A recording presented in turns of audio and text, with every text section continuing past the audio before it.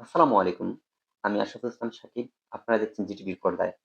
আজকে যে বিষয়টি নিয়ে আলোচনা করতে চাচ্ছি, সেটা হচ্ছে বাচ্চাদের অতিরিক্ত কান্নার কারণ কি? এবং সেটার কোনো স্পেসিফিক কোনো ব্যাখ্যা আছে কিনা?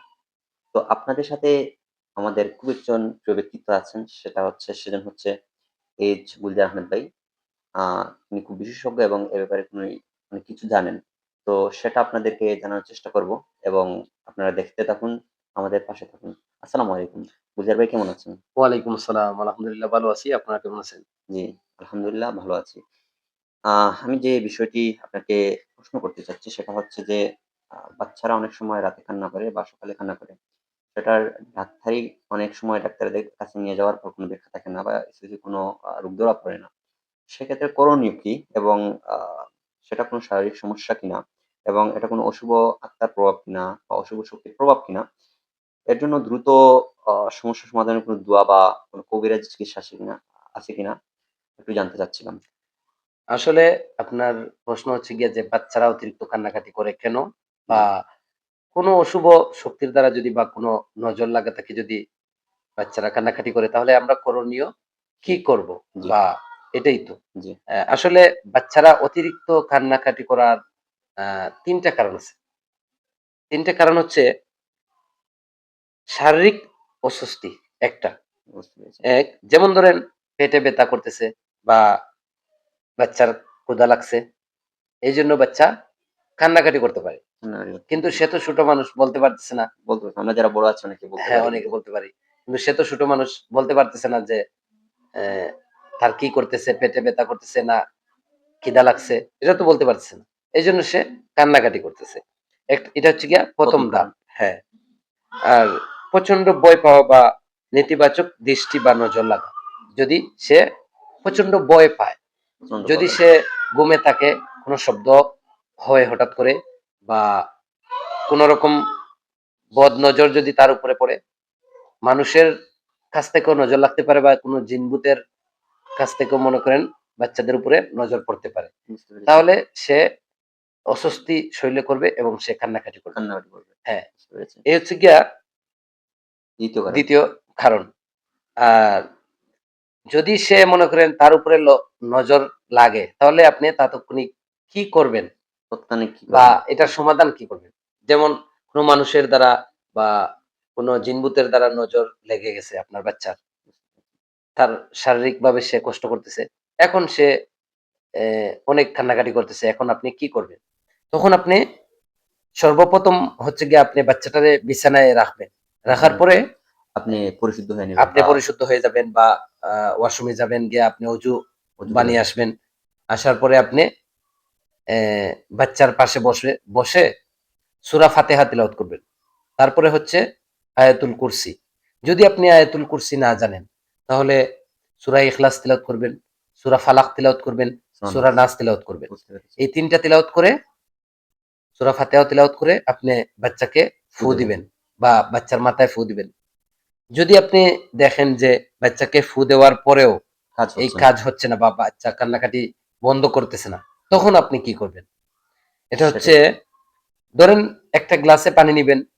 পানি নেওয়ার পরে অ্যা আপনি সূরা ফালাক, সূরা নাস ৩ এবং বার ৩ বার করে পড়বেন। ৩ বার ৩ বার করে হ্যাঁ, পানিতে দম করে ওই পানি বাচ্চাকে চামচ দিয়ে একটু খাওয়াবেন। আর বুঝতে একটু পানি একটা টাওয়ালের মধ্যে নিয়ে আপনি বাচ্চার শরীর মুছে দিবেন। তাহলে বাচ্চার উপরে একটু ছিটিয়ে দিবেন। আচ্ছা দেখবেন বাচ্চার তাৎক্ষণিক কান্নাকাটি বন্ধ হয়ে গেছে। এখন হচ্ছে গিয়ে মনে করেন আপনি অ্যা ঝাড়-ফুঁক করলেন, জি, সেটার আপনি জন্য তো জারফুক করা যায়। হ্যাঁ, পানি পড়া দিলেন, আপনি পানি খাওয়ালেন, আপনি কিছুতেই সবকিছু শেষ। কিন্তু কাজ হচ্ছে না। কাজ হচ্ছে না। রাইট। এখন আপনি কি করবেন? সেটার উপায় কি? এটার উপায় আমি আপনাকে এখনই বলে দিচ্ছি। যেমন ধরেন আপনার সবকিছু শেষ। এখন আমি আপনার বাচ্চাকে সব মিলিয়ে তো আমার বাচ্চার তো কান্নাকাটি বন্ধ হচ্ছে না। কান্নাকাটি থামছে এখন না। বাচ্চাটার শরীরে কিছু চেকআপ করব। চেকআপের দরকার, যেমন হ্যাঁ। মনে করেন বাচ্চার পেটটা শক্ত হয়ে আছে কিনা বা বাচ্চা পায়খানা করছে কিনা। আচ্ছা সে শক্ত হলে তার থেকে উত্তরণের জন্য কি দরকার? যদি আপনি দেখেন যে আপনার বাচ্চার পেট শক্ত হয়ে আছে, তখন আপনি একটু সরিষার তেল নিবেন। জি, নিয়ে বাচ্চার নাভির চারপাশে একটু হাতের ২ আঙ্গুল দিয়ে আপনি একটু এরকম মালিশ করবেন। বুঝতে পেরেছি। হ্যাঁ, দেখবেন যে বাচ্চার পেট থেকে হয়তো গ্যাস বের হয়ে গেছে। না হলে দেখবেন যে বাচ্চা একটু স্বস্তি পাচ্ছে। আর কান্নাকাটি করতেছে না। যদি দেখেন তাও কান্নাকাটি হচ্ছে না, এ বন্ধ থামছে না। হচ্ছে না, হুম, তাহলে আপনি কি করবেন? তখন আপনি সবকিছু করার পরেও যদি বাচ্চা হুম। কান্নাকাটি বন্ধ করে না, তাহলে আপনি আপনার আশেপাশের যদি নিকটস্থ মসজিদ কোনো থাকে বা নিকটস্থ যদি কোনো আলিম হুজুর থাকেন, থাকেন, হ্যাঁ, কবিরাজ বা থাকে। কোনো কবিরাজ থাকে, বুঝতে তাহলে পেরেছি, তাদের শরণাপন্ন হতে হবে। বুঝতে পেরেছি। হ্যাঁ, বা আপনার জানা মতো কোনো অভিজ্ঞ কবিরাজ। কবিরাজ আছে বা তাদের ফোন নাম্বার আছে, তাদের সাথে যোগাযোগ করবেন। যদি এই সময়টা বের হওয়ার মতো সময় না থাকে, যেমন রাত্রে ১২টা বাজে বা রাত্রে ৩টা বাজে, বাচ্চার কান্নাকাটি তো বন্ধ হচ্ছে না। তখন হুম, আপনি তো হতে পারবেন না বাসা থেকে। তখন আপনি আপনার ফোন চেক করে দেখবেন যদি কোনো ফোন নাম্বার থাকে কোনো হুজুরের, তাহলে সাথে, সাথে আপনি হুজুরকে কল করে জানাবেন যে আমার বাচ্চাটা কান্নাকাটি করতেছে। কান্নাকাটি করতেছে। যদি মেহেরবান কোনো ব্যক্তি হয়ে থাকেন, যদি হুজুরে আপনার বাচ্চার সমস্যাটা বুঝেন, তাহলে অবশ্যই তিনি আপনাকে হেল্প করবেন। বুঝতে আপনাকে পেরেছি, এ এই বাচ্চাটাকে ফু দিবেন বা কোনো সুপরামর্শ দিবেন।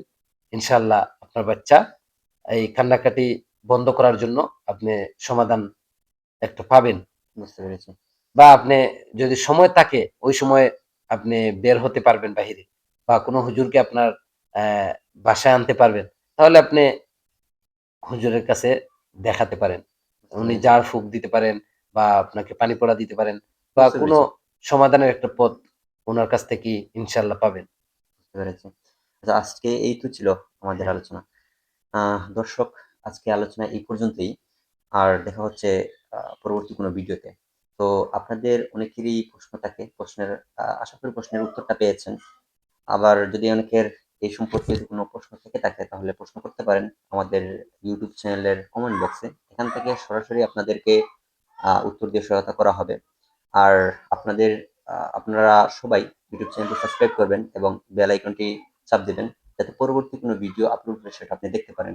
তো দর্শক, এই পর্যন্তই ছিল আজকের ভিডিওটা। সবাই ভালো থাকবেন, সুস্থ থাকবেন।